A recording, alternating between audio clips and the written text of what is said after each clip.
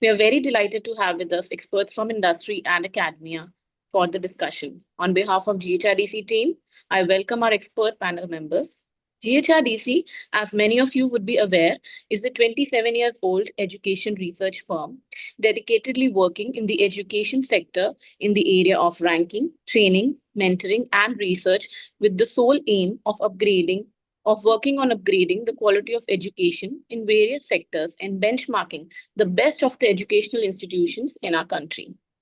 Today, in this webinar, we will be taking up a discussion on how business management must evolve to remain relevant and impactful in today's fast changing global landscape and how it must go beyond the traditional MBA models that addresses real world challenges and technological disruption. We'll now be inviting our distinguished speakers to talk about this exciting topic. Also, I would request our wonderful attendees to type in any questions you have for the speakers in the chat box given along with the name of the speaker it is addressed to. Now, I would like our Deputy Director and Ranking Head, Ms. Aradhna Changakuti, to introduce our eminent speakers for today. Over to you, Aradhna. Thank you, Neha. Good morning, everyone. I'll now introduce our eminent speakers for today. Mr. Parikshit Chaudhary. Parikshit has been integral part of Make My Trip senior leadership for over a decade. In this time frame, he has spearheaded multiple initiatives across various domains. Currently, he leads the B2B vertical, My Partner, and the customer contact group. In his current position, Parikshit is responsible for driving revenue, profitability, and demand initiatives for the My Partner vertical. My Partner offers customized solutions enabling travel agents to offer better services to the travel options and ultimately deliver superior experience to their customers. He is also responsible for improving customer contact protocols and enhancing issue resolution efficiencies through product and process interventions across the group's platforms. Prior to this, Parikshit led the company's alternate accommodations business. Still earlier, he headed the group transport business for buses, cabs, and rail across Make My Trip and Go Ibibo brands. He also served as the lead for domestic hotels business for Go Ibibo brand. Before joining Make My Trip in 2014, Parikshit spent nearly 8 years with GE Capital, where he was responsible for sales and strategy functions.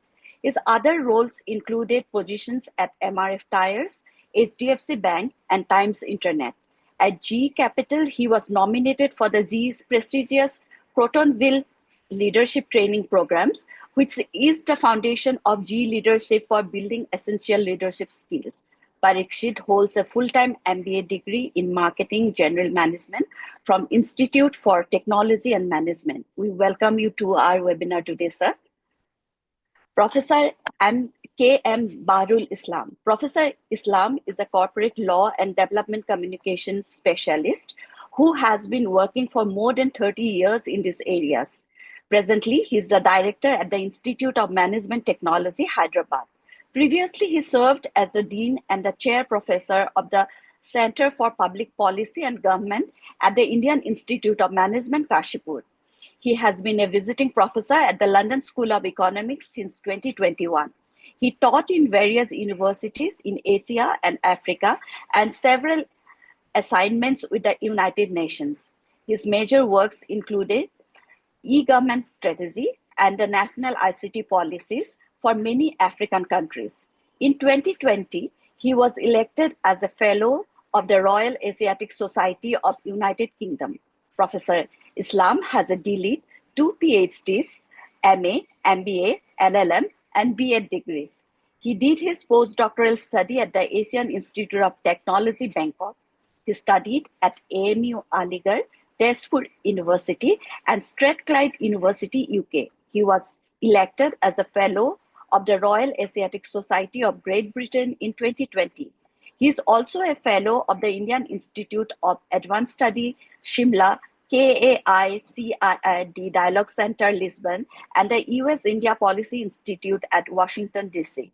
He has published widely and has several books and research articles to his credit. His Latest works include a volume of literatures of the Northeast from the Rootless and a major textbook on business communication from Wiley. And we have Mekhla Sinha, the Executive Director of GHRDC, who will now be acting as the moderator for the discussion today. With this, I would request Mekhla to now take over and initiate the discussion.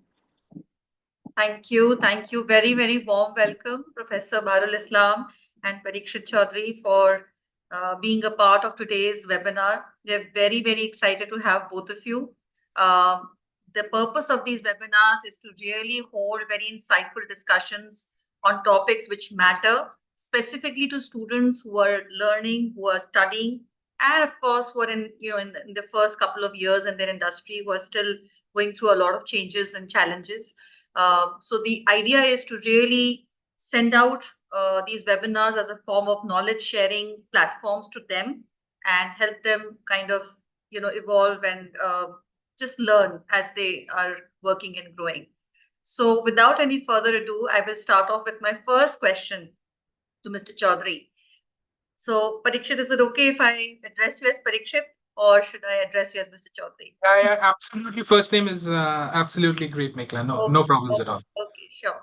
So I'll come to a very interesting question to you first, which is our evergreen question, which never goes out of fashion and is one of the most popular questions that is asked by our student community who are watching this every single time we hold a webinar. And that is about the skill set that you would like to advise to them. And there's a bit of a tweak that we will have to this question today. We are living in an era where AI, automation is absolutely the buzzword. No matter which industry, which sector we are in, whichever course we may have done, gone are the days when it was only, a part of tech or IT industry. It's now everywhere. We live and breathe AI and automation. So coming to this question, specifically in the context of AI and automation, what skill sets would you advise to our students who are watching this today? Yeah, it's a good question to kind of warm up to, Mekhla. Thank you for taking out and kind of giving a full brief on the question per se. Okay, before I dive into the answer, right? If you can go back to the genesis of MBA education, and we have an eminent professor and dean also with us, and I think he will also agree with this. When you started off MBA education about whatever 30 40 years ago, I passed out 22 23 years ago. I can talk about at least 2 decades ago. MBA primarily started off for engineers, right? It kind of started off as a stream for technical guys from the engineering streams who would have expertise in on technical things, for them to grasp multidisciplinary management subjects, which propels their careers from becoming technocrats or technologists to becoming generalists and general leaders, right? General managers. That was the start point of MBA, right? And then, obviously, people, the courses evolved, and I don't have an engineering degree, so I think it kind of went into creating journalists and general managers, right? Irrespective of whether you had an engineering degree or not. If you were a student who would have ambitions to be a general manager, then probably MBA was a route to kind of get into general management streams. So that was the genesis of why MBAs started, right? So the core essence, Mekhla, here is to create generalists or general managers, and that theme probably gives a good segue into getting into AI and the so-called automation that is happening. And I think today we are living in a day and time which is fairly disruptive, right? But if we kind of stick to the core essence of creating generalists, that essence doesn't go anywhere, right? So just building on top of that, right? And today, as many decades have passed out, and you kind of look at the current scheme of things, It's like artificial intelligence is a tool in its which I think, if I can give you an analogy and give an analogy to make this a little more lucid, right? So if you kind of think about a war, right? And suppose soldiers who were used to fight at one point in time with swords and bows and arrows, right? So the different courses in MBAs per se can be envisaged as these bows, arrows that you kind of use to kind of fight a battle. And imagine that bow and arrow that you were using, which were primarily, if you can think about any of the courses that are taught in MBA, that gets replaced by something like an AK-47, if I might use that term, right? Where it's a advanced tool, and you need to know how to use it to be effective on the battlefield. Will the tool be autonomous? And the jury is still out that the tool can actually might not require human beings to run it. But at the present moment, the state that it is in today, the tool actually requires to be used judiciously for you to kind of make it effective. I'll give you a quick, again, an example. My pardon my penchant of giving examples, but the same GPT-4o will give you a response. Suppose if you say, okay, tell us something about GHRDC, right? The response will come in a particular way. And if you kind of say that, give okay, tell us something about GSRDC, which has been in the business for whatever 2 decades in the ranking area, the response will come in a different way. So prompt per se is how you would actually run the tool today. So where I'm getting to with this, Mekla, is very, very simple. Can you be an AI illiterate? You can't be. So whether you are a finance MBA guy or I think those barriers are going to break in days to come. And you need to be AI literate per se. I am not sure if the jobs are going anywhere, at least for journalists and general managers, because a lot of decision making and human connections are required to make decisions, right?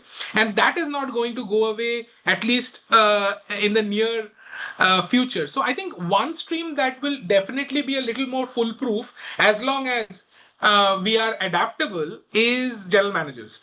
I think that the biggest skill set a general manager possesses, going back to why MBA started, was to create journalists. And couple of fundas of creating journalists is: how do you interact with in team? How do you collaborate? How do you look at data? How do you look at gut, which comes from experience? Mix gut and data, and then come out with a solution. The solution you would try and implement, experiment, fail fast, go back to the drawing board.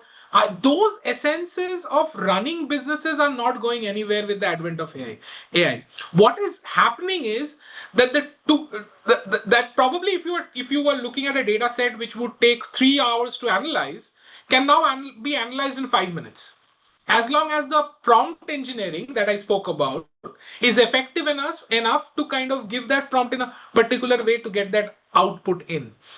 So long story short, I think if I kind of just sum up what I was trying to say in the last 7-8 minutes, is with the advent of AI, what will happen is interdisciplinary thinking has to be sharpened. I think the barriers of a finance specialist, of a system specialist, of a ops specialist, all those barriers will sometime probably blur. But the job of a journalist, who is probably sitting on top of it to kind of orchestrate decision making, orchestrate experimentation, understand consumer behavior, launch product, all those things are not going anywhere. So you need to be literate in AI, not fear it. And then create a lot of synergies to kind of get the relevant output. So I'll stop at that, Mekla. If that answers, or if you want me to get into any specifics, happy to do that as well. Beautifully responded, Parikshit. I think it was very, very simple, yet very, very foundational in the sense that what you're telling to the students is that this is a tool that you have to learn and of course use it to your advantage, but at the same time not forget the fundamentals, which is emotional intelligence, leadership skills, interpersonal ability, the human factor, which is always involved, when we are making decisions in an industry setting. So that will always be at its play, but this is something which is, being added to that layer of understanding. And like you said, the specializations will no longer have that barrier of, which specialization should have an understanding of AI and which specialization should not. Beautifully summarized. Thank you. Thank you. Building on that answer, I'll now move to Professor Islam. When we talk of MBA schools and when we talk of AI or automation or any other, new technology or new event that's happening in the landscape of things, the first starting point in any B school or rather in any educational institution is the curriculum. So my question here to you is about the curriculum aspect. What and how do you think these schools are working towards building a curriculum which is pro AI, pro automation, and all the technological disruptions that is taking place? And is it something which is really going to be helpful for students in the future? Over to you, sir. Thank you very much. Thank you, participants. This is one thing which highlighted by Mr. Parikshit, and we are also grappling with this. Actually, started quite some time ago, like 15 years ago, my former professor at Harvard Business School, Shrikant Datta, and his fellow authors written a seminal book. And many of us, we read it at that point of time and we passed over it, but now it is catching us 15 years later. The title of the book was Rethinking the MBA. 2010 publication, a phenomenal study based on analyzing 3,000 B school and their programs. And it was predicted that the traditional case method has its own day. But now we have to go a step forward. And the same thing has been now, you can say, more problematized and more complex scenarios and arisen with the arrival of ChatGPT, DeepSeek, and all AI, tools. Therefore, the future curriculum, we have to see a kind of paradigmatic shift, either at the institutional or university level or at the national level, NEP and all these, big policy documents. But least we can do is at a teacher's level. How do I deliver my classroom? So has to be a shift in our pedagogy in the classroom itself. If the syllabus remains same, even in a traditional university, you say an university in India can have as much as 150 constituent colleges where there's BCom, management, and other programs are run. So it is very difficult to even change a semicolon or a comma there for decades. B schools, IIMs and IMT, we are more proactive. We can change it every year. We can revise it. Rather compulsorily, we revise 10% of the course outlines every year. However, now we are grappling with this situation whereby, and I'll go very quickly to give an example that many people ordinarily in a common talk, they ask us why so many 90% plus students around in the locality.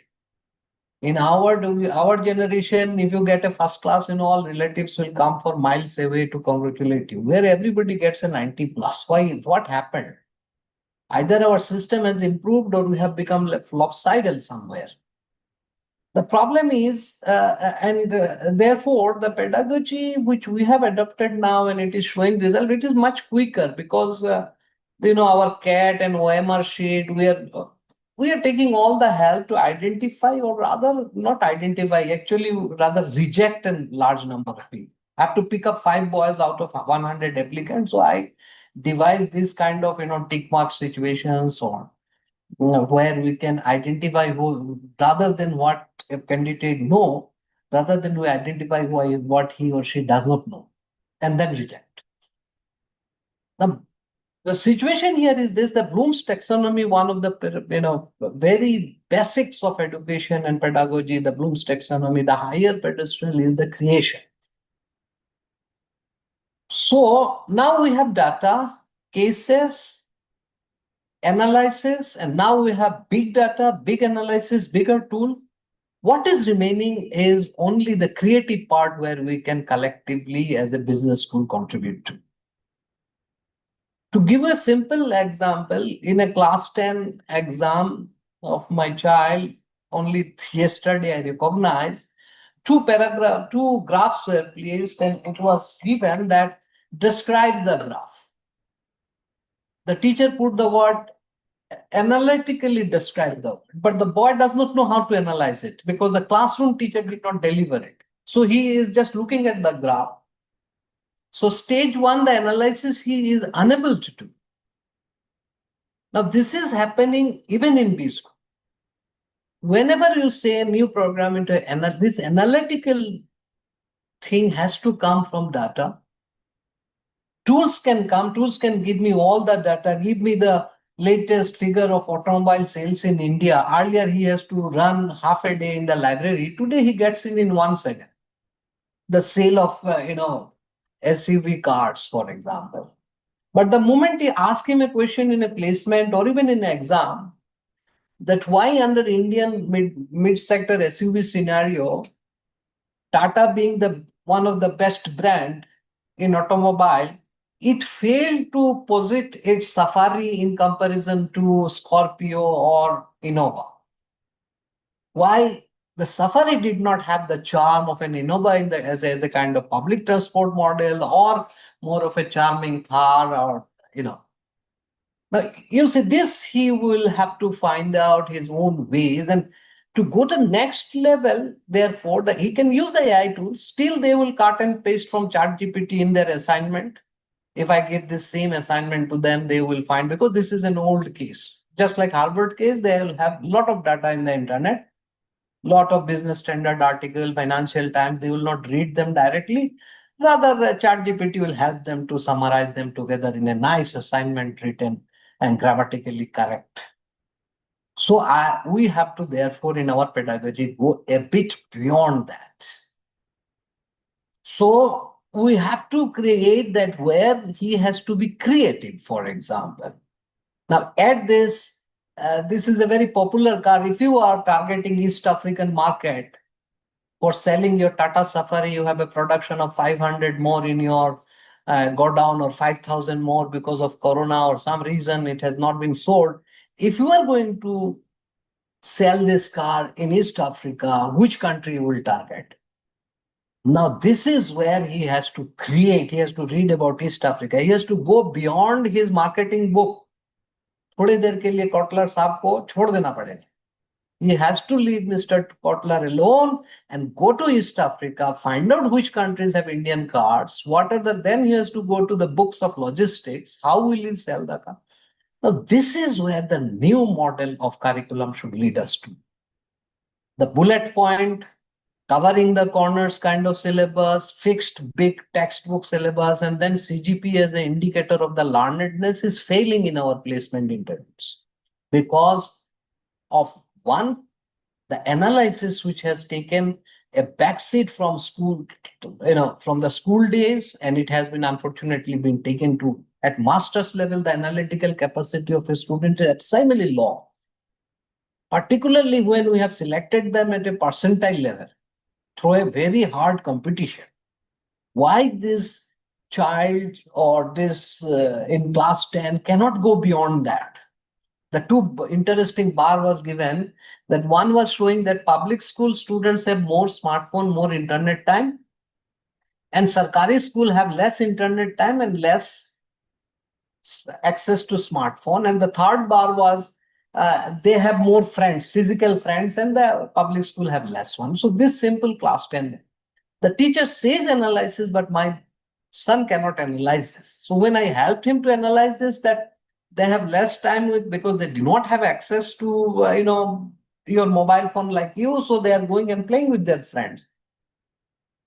He understood this much, but the creation level is not created. You see, now say, do you see a similar scenario in your classroom or in your society or the neighborhood, the boy cannot think beyond that.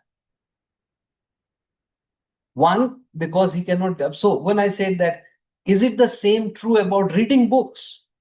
You are reading in iPad and on desktop computers, your PDF copies, where the poor boy in a Sarkari school has no other thing but a printed book given to him. So he has more reading exposure to physical books. Now, whom I am telling, he does not have even an idea of how much reading we used to do. Now, this is a scenario from class 10 which has extrapolated to even MBA level. So I'll stop here by saying that the onus is on us as an individual teacher, onus is on us as dean of academics or directors of business schools, vice chancellors of universities, to as soon as possible. I told about Srikant Datta 2010 book. That time he warned us that we should remodel ourselves, otherwise we'll be out of sync. 2019 World Development Report published a very seminal report called Changing Workspace, Changing Nature of Works, the title of that book, title of that annual report, WDR 2019, which told us that 50 selected or identified very popular placement or job description will vanish from the face of the earth in next 20 years. We have to replace them with a new kind of job description and new kind of skills. Even our own CII annual workplace report, which we see every year, that also indicated.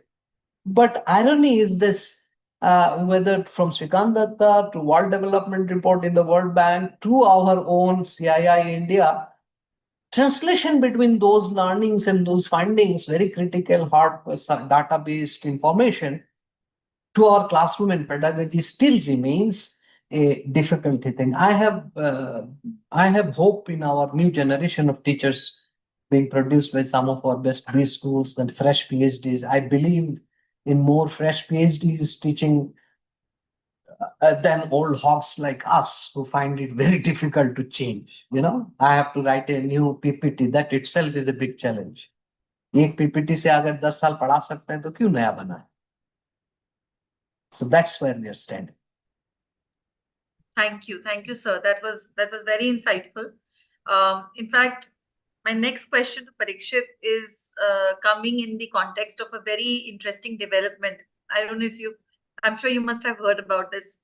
Mark Zuckerberg offered a bunch of fresh graduates $100 million as a signing bonus amount and $100 million as a compensation offer to be part of their AI unit and their bachelor students who are going to become AI experts. So in the context of all that this is happening and this whole rumor about AI taking over, and very interestingly, the synergy of responses that's come between Professor Islam and you in the first question itself. My next question to you is, if you were to hire, would you hire someone who's not an MBA but has the credentials of AI and automation? And if yes, then what is it that we need to do in our MBA course to strengthen it and to bring it at that level? Interesting question. By the way, the talent war on the AI space is real. You talked about Zuckerberg. I think it's a Pichai versus Zuckerberg war that's out there with these two biggies kind of. And it's good for people to make some money as things warm up on that space.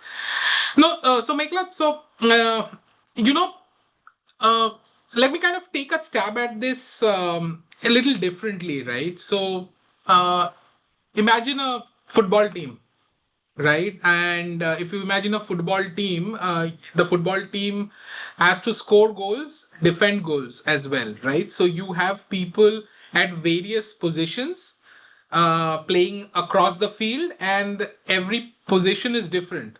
So you can't put a striker as a goalkeeper, right? The skill set required for a goalkeeper is different from that of a striker. Right, and then there's a midfielder, then there is a defensive screen. So all the 11 players are in the team by the virtue of certain skill sets that they possess, and sometimes these skill sets are complementary for the team to function in a particular way, right? So what I'm only getting at is, in this entire spree of artificial intelligence, or this entire um, hype on artificial, not a hype but actual reality, but there's a lot of talk on artificial intelligence. What we are essentially missing out is, again, the nuance point I was trying to make, that it's a tool, it's not an end in itself, right? So artificial intelligence can be gen AI, or generative artificial intelligence. Artificial intelligence is an older term. Now you're talking about generative artificial intelligence, which kind of uses fuzzy logic, which kind of writes, which has its own way of thinking, which might not be prompted at times by a human being. That's the difference between old artificial intelligence, and the word generative means it generates its own thought process, right? In the fuzzy logics that we hear. So coming back, so what I'm only trying to say here is that every field this can be used to kind of refine, do things faster, do things differently, get these outcomes differently. So generative AI would have an application in finance. Generative AI will have an application in artificial intelligence. Sorry, in operations. Generative AI will have this thing in human resources. Application in human resources. Generative AI will have a application in marketing. Generative AI will have an application in customer services. So I think it is fundamentally a tool that you are expected to learn depending on whichever specialization you're working on, and the applications of that in your domain. That becomes critical. And going back to that football experience, you need a marketeer, you need a sales guy, you need a customer services guy, you need a human resources guy, you need a finance guy. I don't think they are going anywhere, right? You would need them, but in their domain, the way of doing things will be different.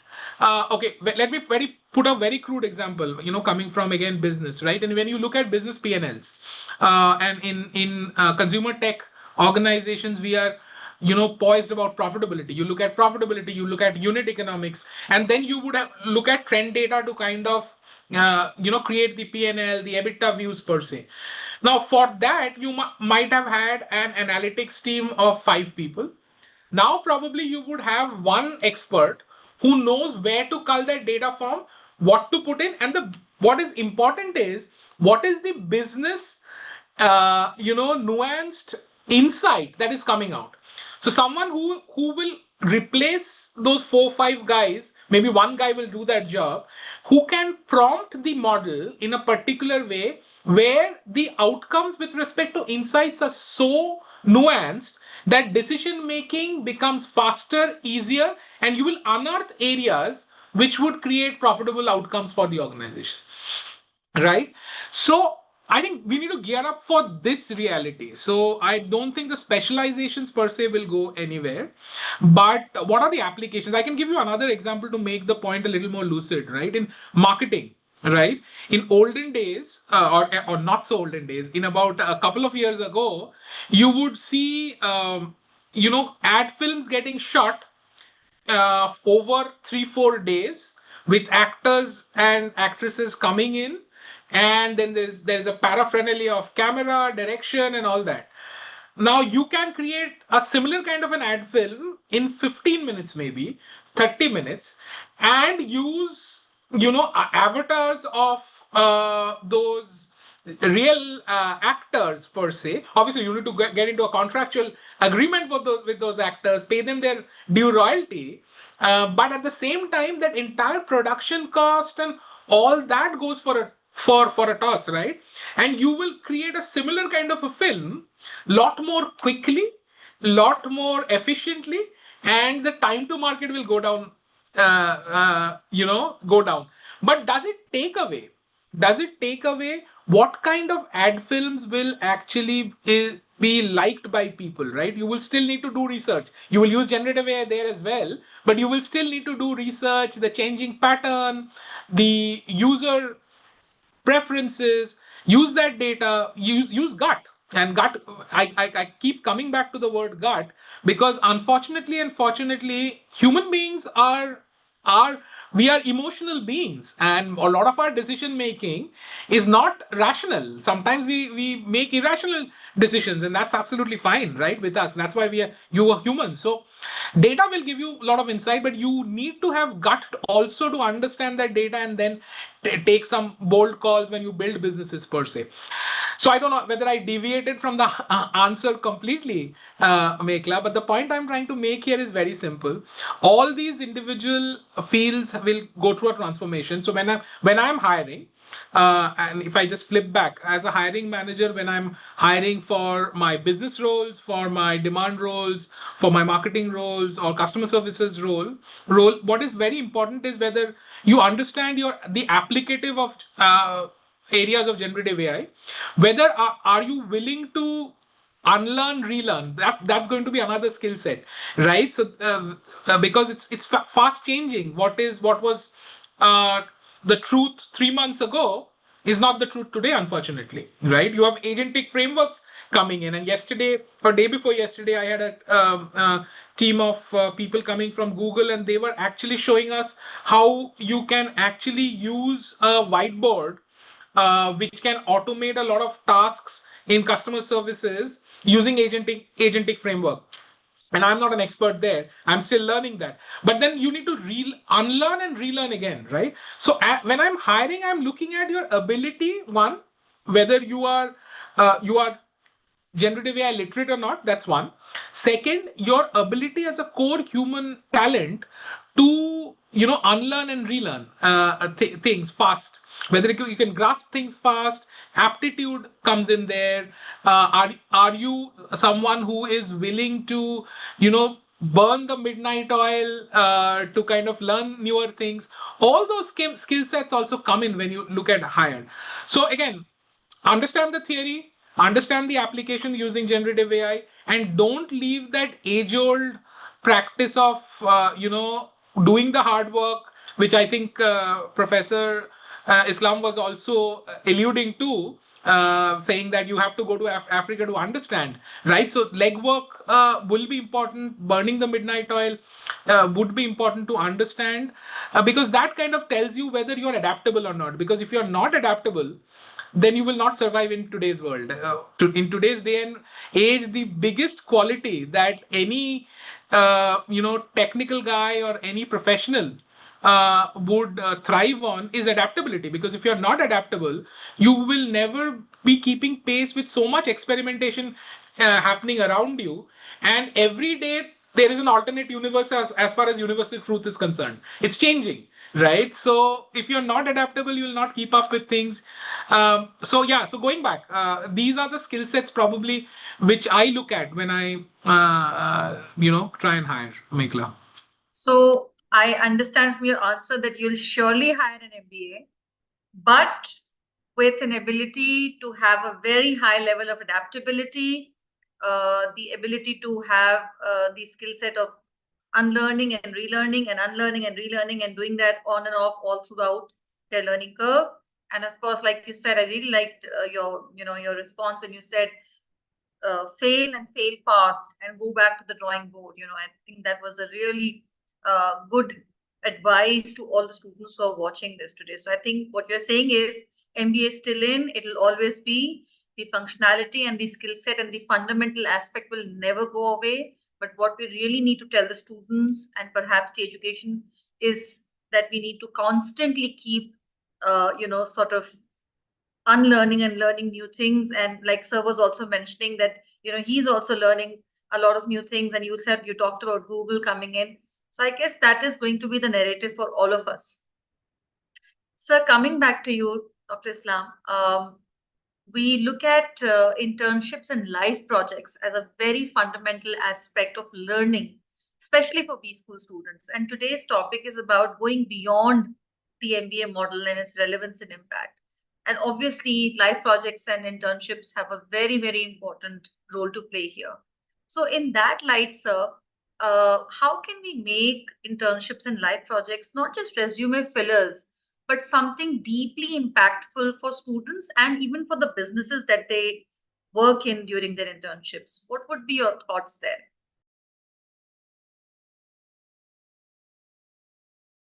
Sir, you're on mute.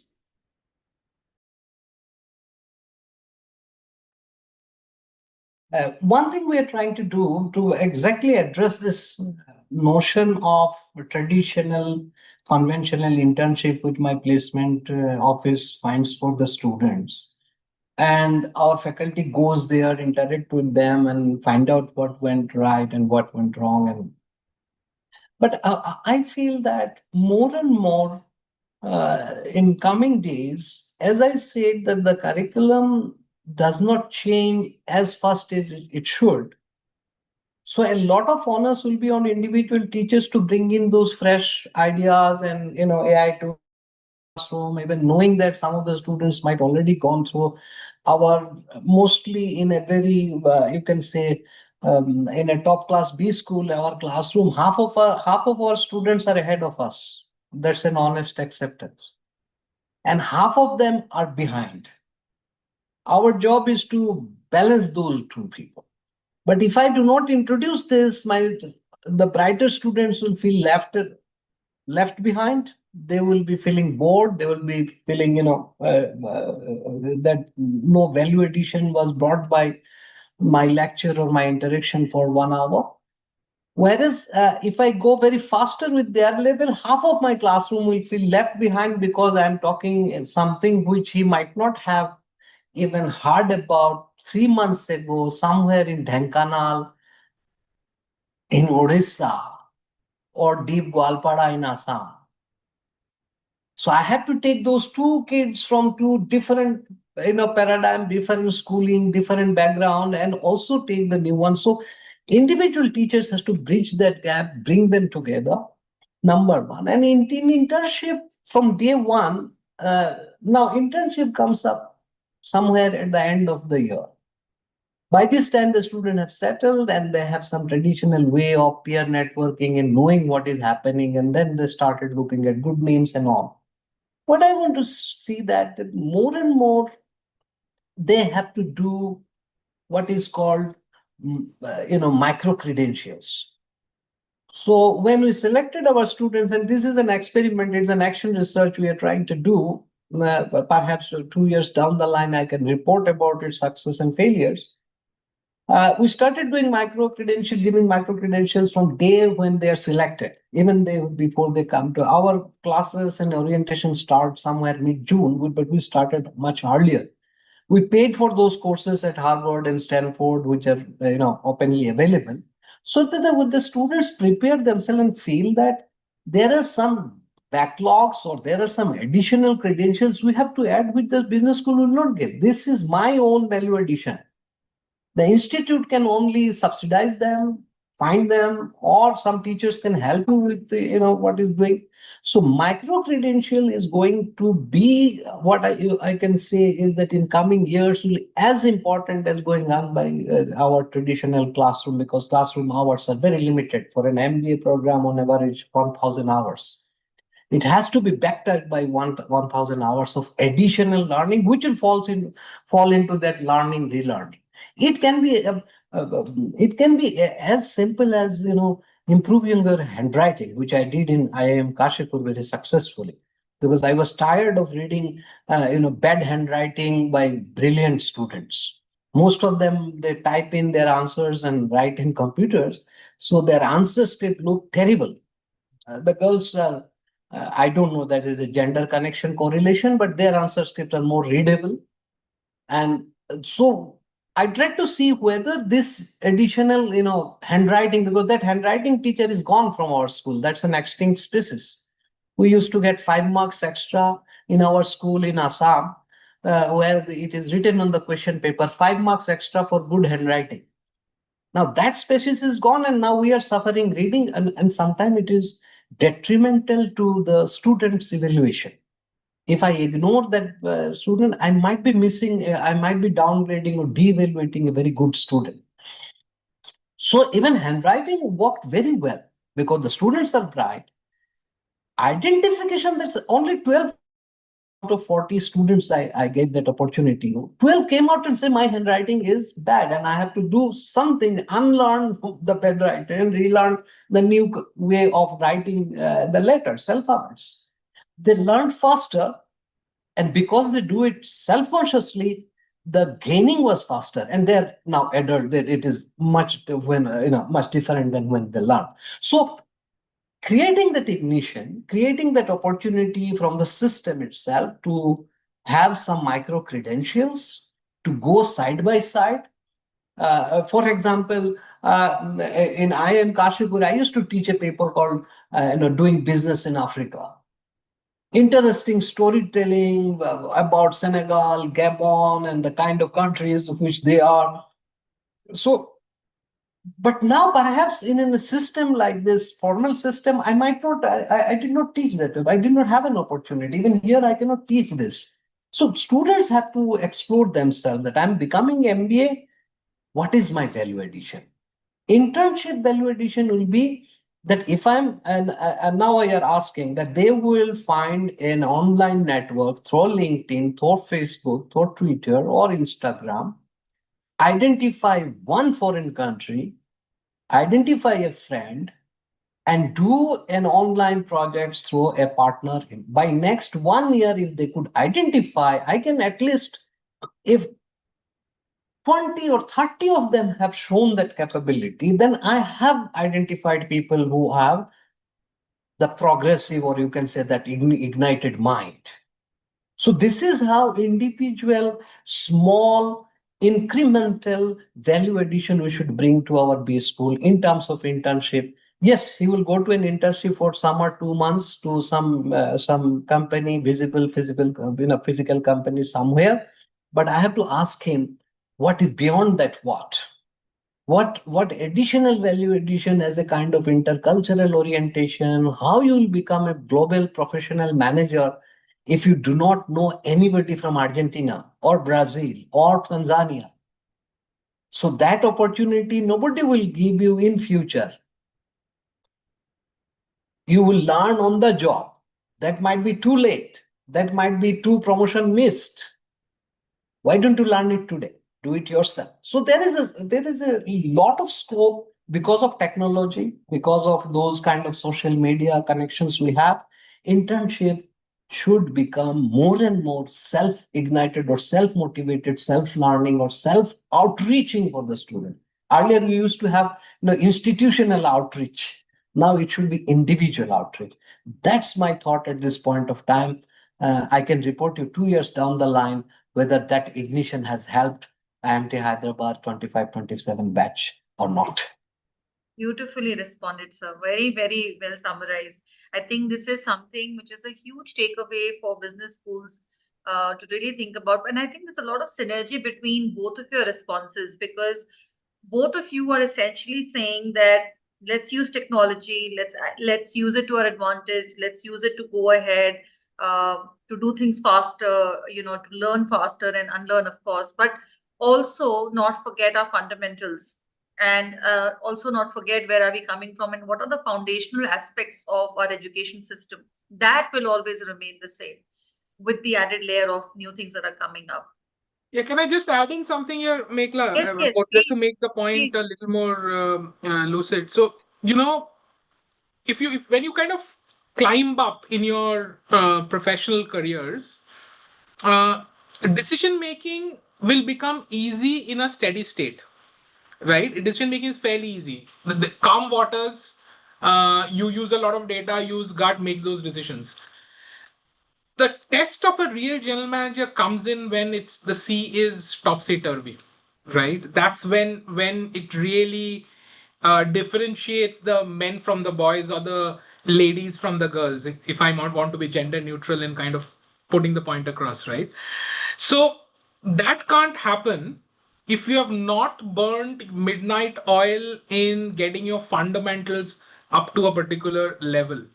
because when you're kind of taking those split second decisions, which you're expected to get 100% right, and the entire spotlight of the organization is on you, because if you goof up, there are repercussions. Then you are using your so-called muscles that you have built, which you are probably not even aware of, because those muscles get built with those hard work in Den Canal that sir was pointing out. In your 20 years back, right? I can give you my personal example. I sold tires at MRF Tires at Den Canal, and hence the point was hitting straight on me.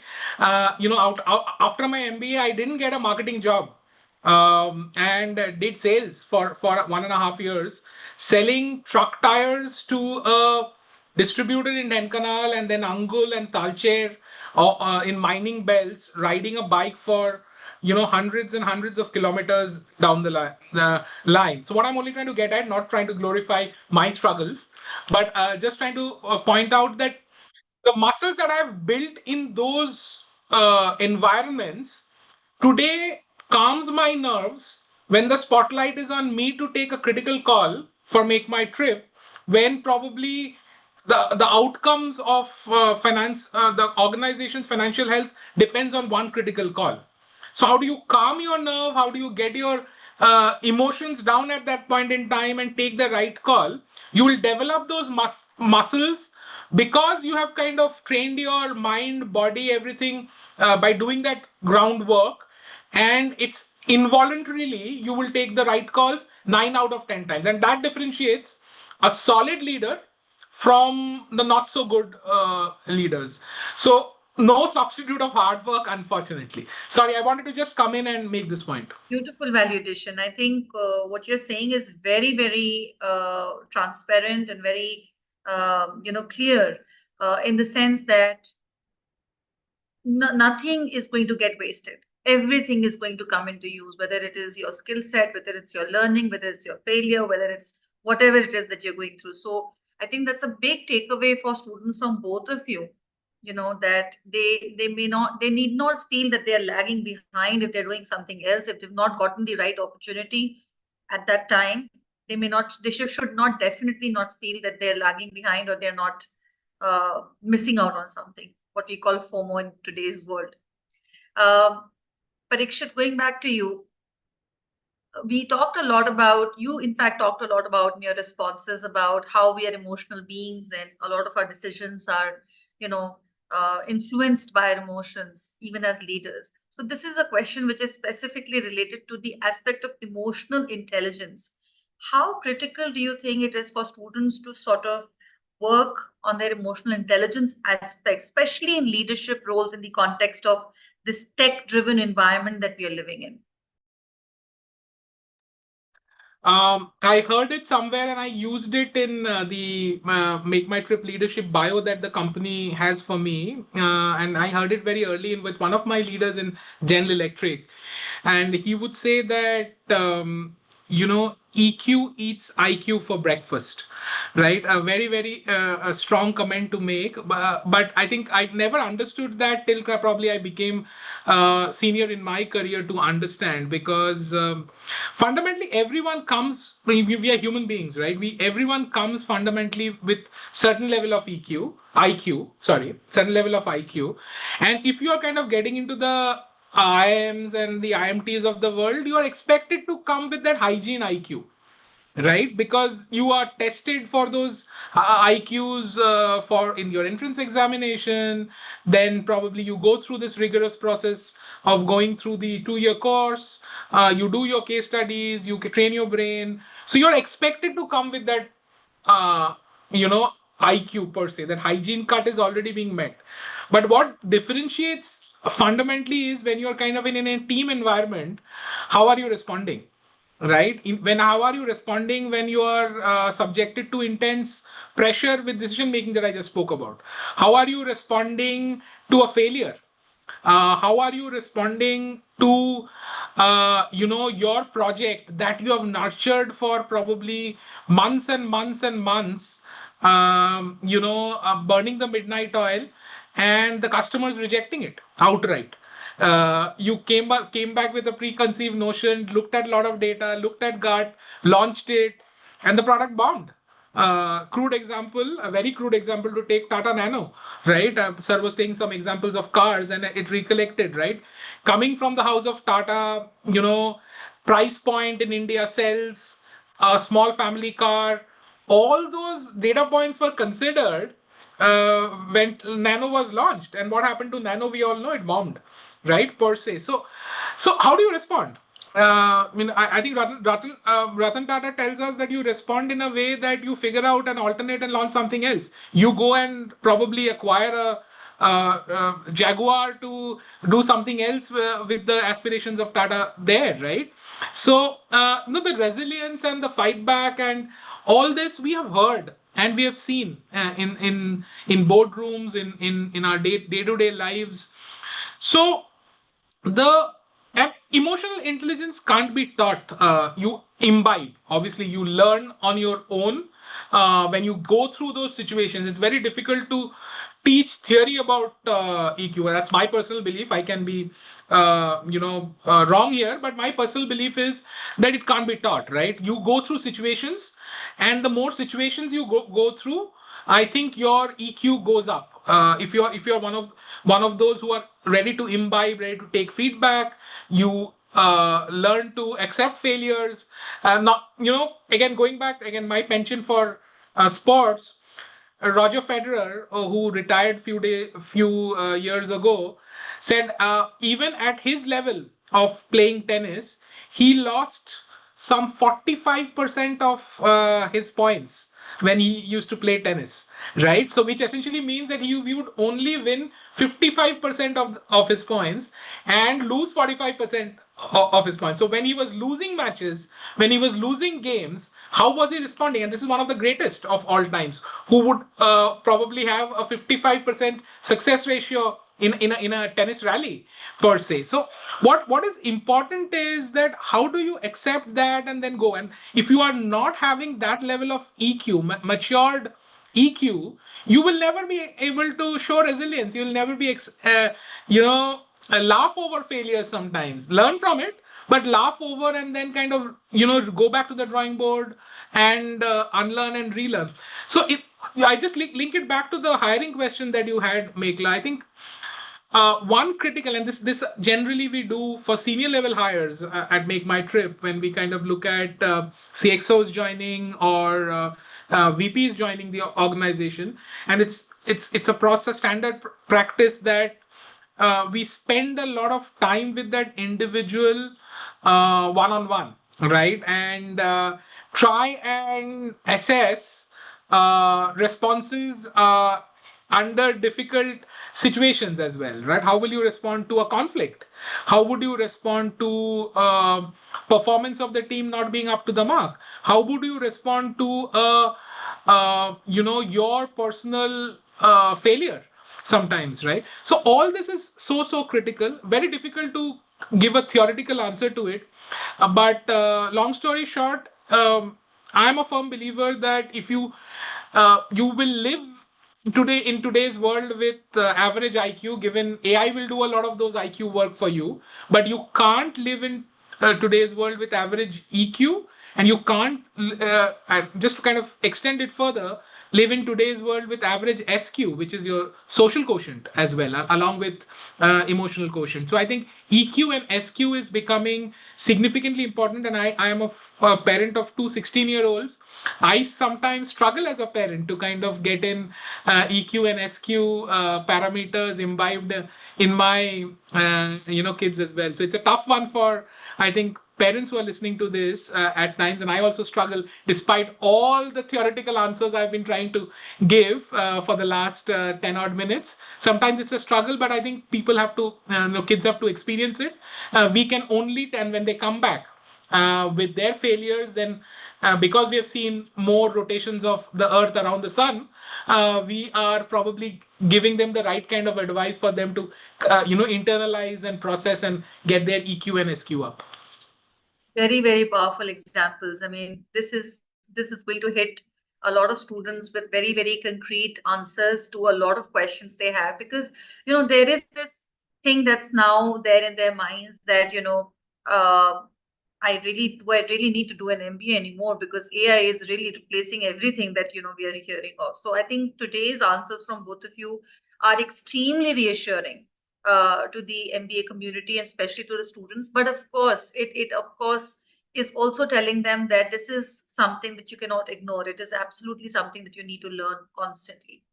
My last question, as we come to the end of this amazing webinar discussion that we are having, and I'm having a lot of fun listening to both of you. So I would have wanted this to go on, but just one last question to Dr. Islam. Sir, we just now, Pariksha talked about, he very briefly touched upon and talked about the social quotient. He spoke about EQ being very important and the SQ, the social quotient, being very important.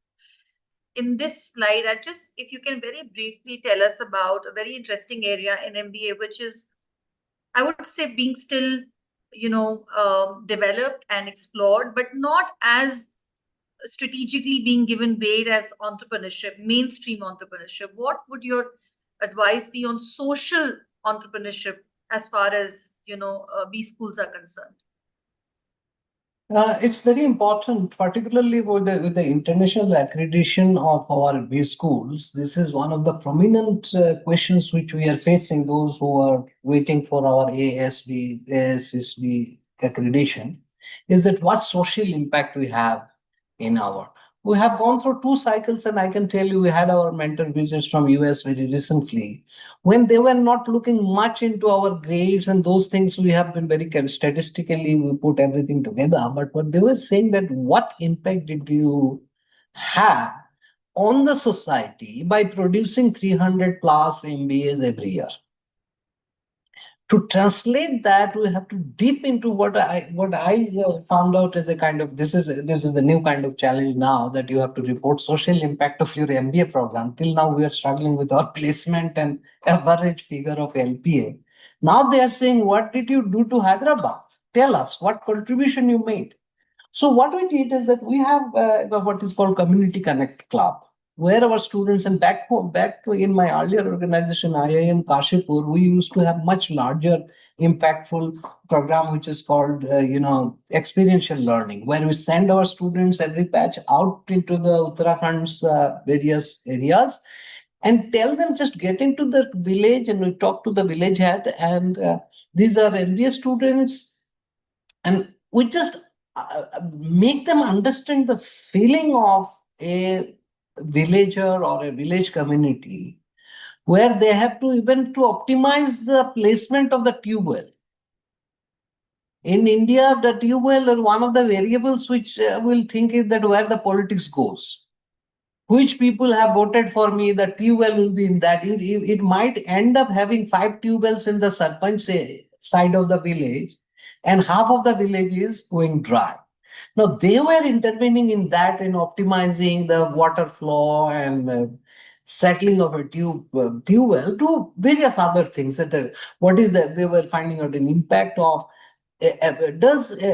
village schools were given additional toilets for girls and classrooms. Now, my students were trying to find out whether this has a real impact of bringing more girls to the classroom, or this is another government figure that we have invested 1 million for girls child, and Beti Padhao or Beti Bachao. So that connect we can bring in MBA class, that we can at least introduce them to the real world scenario where MBAs were. And back then in IIM, the Jawaharlal Nehru, when he created this, we did not call it Indian Institute of Business, rather we called it Institute of Management. But the idea was that the IIM students in product like IIT, and perhaps we disappointed both sides. We will contribute more to running Indian Railways better or Indian Airlines better, rather than rushing to get a corporate job somewhere in NMMs. But that did not happen.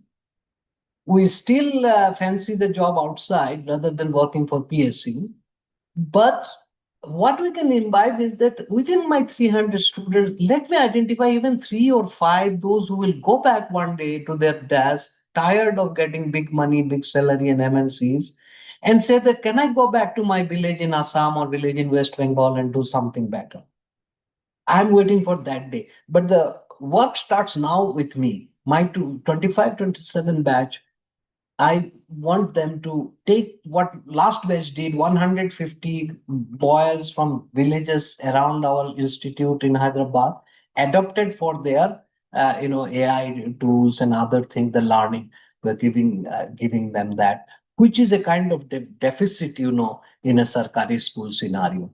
So we are trying to fill up that deficit, the technology orientation in classroom deficit, by adding them by our students. I think this is the way to go. Under the present scenario, the aspirations of the parents and their investment and their MBA and where their kids are going to do a job, I didn't want to disappoint them much by telling that your boy or girl is going to a village to set up school or something like that. But sir, I feel there couldn't have been a better answer to wrap up this webinar today. While we delved a lot into AI and automation and the technological disruption and all of that taking place, I think both of you kept grounding, the webinar and the students and the faculty constantly and saying, stick to your roots, stick to your fundamentals, keep learning, keep unlearning, keep failing. I mean, this is incredible and so reassuring for everyone who's hearing this. And so your last comment, go back to your village, go back to your towns, see what you can do after you've done with all the earning money and the titles and everything. I think that is so beautiful. And I'm sure our students will feel very inspired to do that.